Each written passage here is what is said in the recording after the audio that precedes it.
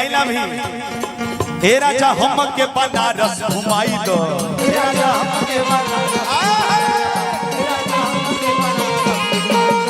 चल के गोदौलिया के पनवा खियाई दो, चल के गोदौलिया के पनवा खियाई दो, ए राजा हम के बनारस घुमाई दो, ए राजा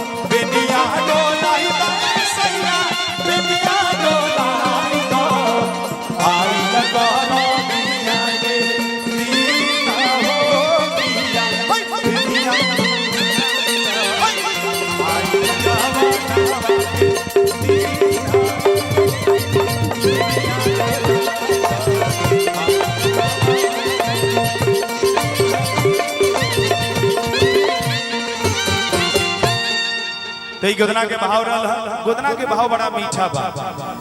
लास्ट कड़ी में बा कि गोदना गोदा वाला के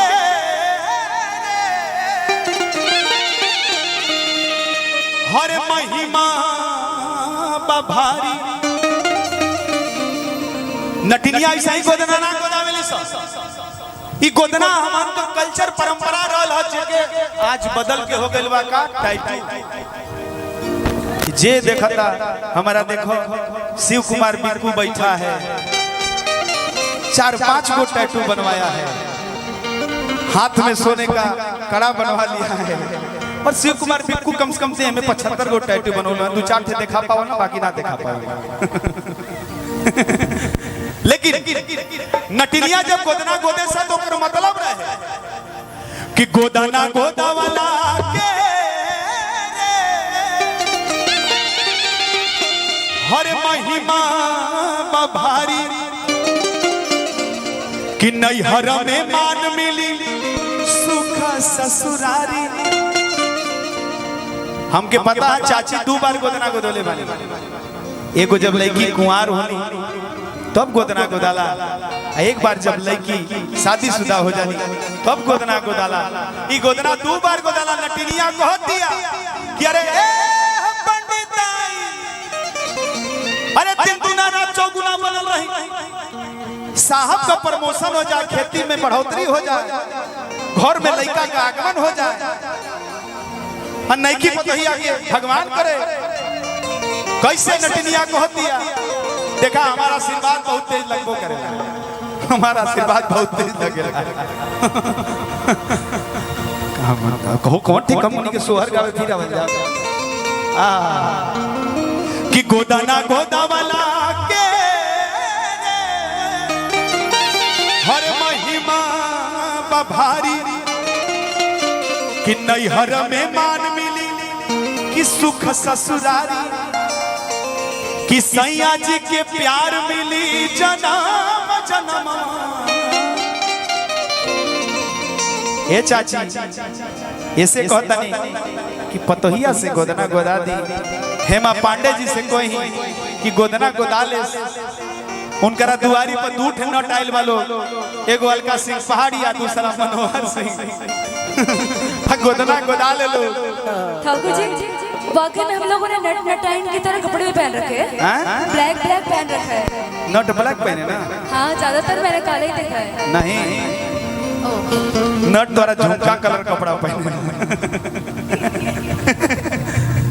नटिनिया कह दिया कि गोदना गोदा वाला के महिमा भारी, हर नैहर में मान मिली सुख ससुरारी, कि सैया जी के प्यार मिली जन्म जन्म, सैया जी के प्यार मिली जन्म जन्म। गोदवा हो गोदना गोदवा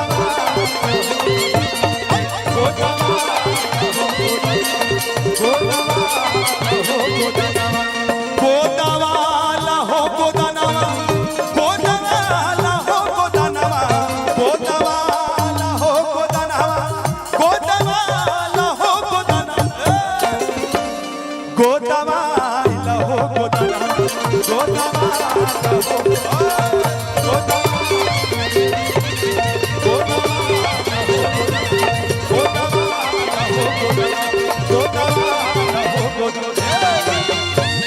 गोदाना गोदाला हो ए गोदाना। बहुत बहुत धन्यवाद अलका, तू कुछ गावे के तक गा। Thank you. मैं बस मैंने सोच के रखा हुआ है कि जब मैं रवि ना गमाला कहइबो पढ़ला बिना गमाला कहइबो पढ़ला बिना गमाला ए घुट घुट के मरी जाइबो कि घुट घुट के मरी जाइबो कि पढ़ला बिना गमाला कहइबो। सुना अभी धुन लगा के छेड़ देना। बुढ़वा मलाई खाला बुढ़िया खाले लपसी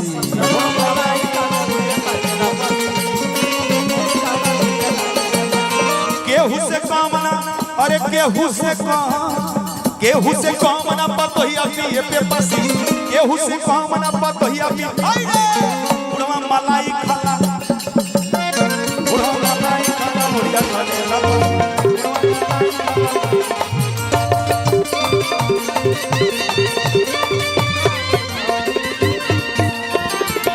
छेड़ला बहुत बढ़िया। तो एक गीत